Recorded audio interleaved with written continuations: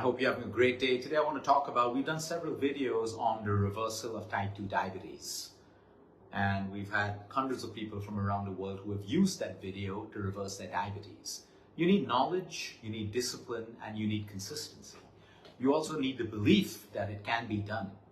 A lot of people still live with the preconceived notion that you cannot reverse type 2 diabetes, but you can. Maybe very, very, very small handfuls of people who are on multiple drugs and steroids, and a lot of them are on that. They will continue to maintain fluctuating blood sugar levels.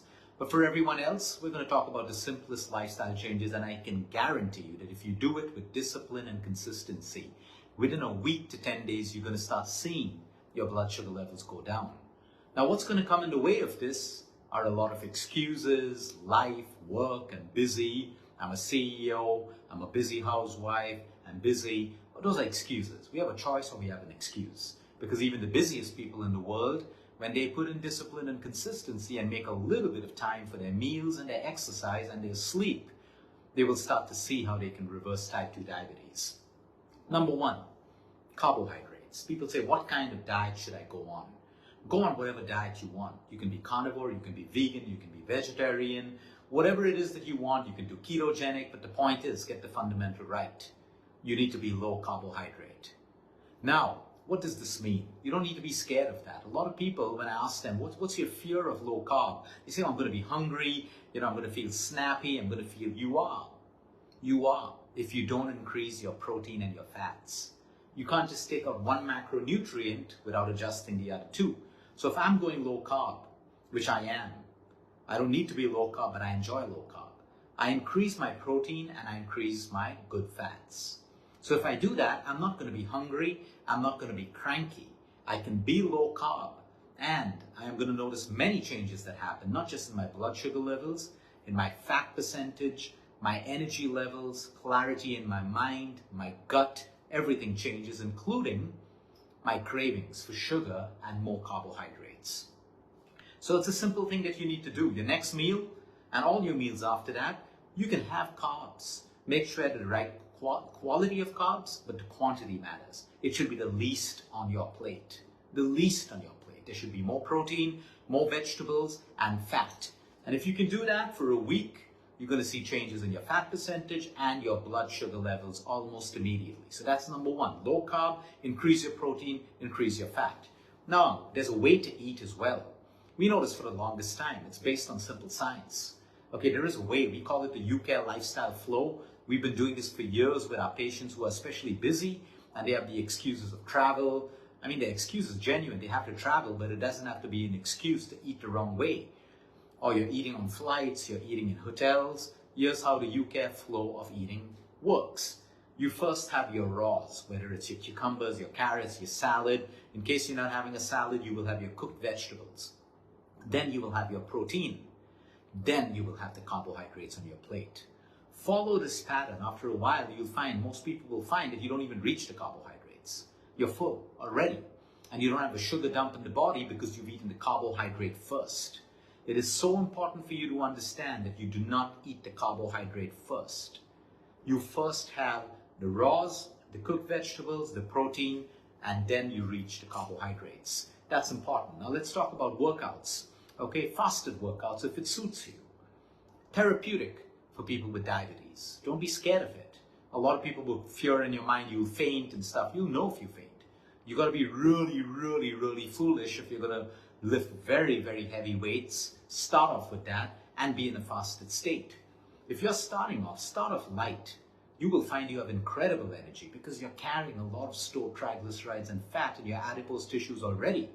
So a fasted workout, make sure you have water, put some lemon in that water, a pinch of pink salt and a pinch of white salt. Okay, and sip that through your workout if you feel weak eventually. Sometimes you don't even need that. You just need plain water, fasted state workout, and you feel amazing. Why? What is the science behind this? Because a lot of people throw fasted workouts without giving you science. It's very simple. In order to burn body fat, in order to break down triglycerides and fatty acids that's stored, especially in the midriff area and the belly area, you need to unlock those cells so that you can burn that as fuel. To do that, your insulin levels have to be really low. So to bring down insulin, it's in a fasted state. You wake up in the morning, insulin levels are low because you've not eaten, you start to work out. The body needs energy.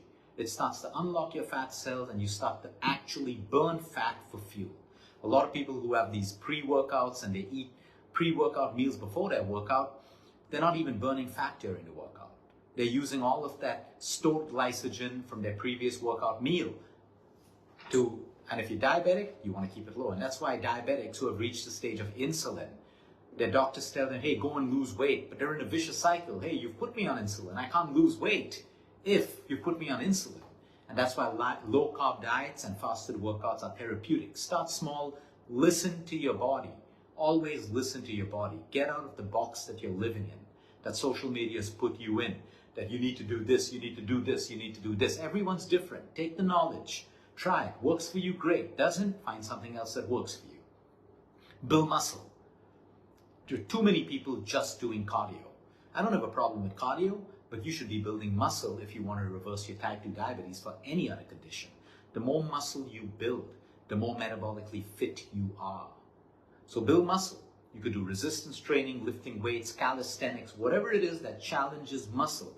You want to start looking at muscle tone. You want to start building lean mass to reverse your type 2 diabetes. So building muscle with fasted workouts, fantastic. Your sleep. Not many people talk about this, but if you're sleep deprived, you have an issue with your blood sugar levels. You know this, it's in your data. We see our patients every single day, spikes in their blood sugar levels in the morning, sleep deprived. Good blood sugar control, they slept well. So if you're sleep deprived, not even the best low-carb diet can help you. You can go low carb, but you need to also put in the mechanism of deep sleep. Walk after your meals. You finish your meal, just walk for 10 minutes. It doesn't have to be a brisk walk. This is therapeutic. If you have a CGMS monitor, you're tracking your blood sugar levels, you can see how this starts to work for you with your next meal. Walk for 10 minutes after a meal. Plan a call. I don't have type 2 diabetes with the grace of God, but I still walk after my meals for 10 minutes because it just feels so good. So walking for 10 minutes is very important, and you can put the sequence in. I'm a huge fan of apple cider vinegar for those people who have faith in it and it works for them. It doesn't have to work for everyone else. But there is a scientific mechanism involved in this. If you have a tablespoon of apple cider vinegar before your meals, 30 minutes before your meals, scientifically it leads to the uptake of glucose. And you can see this in patients who do it versus the patients who don't. So 30 minutes before your meal, you take a tablespoon of apple cider vinegar, mix it with water, and have it.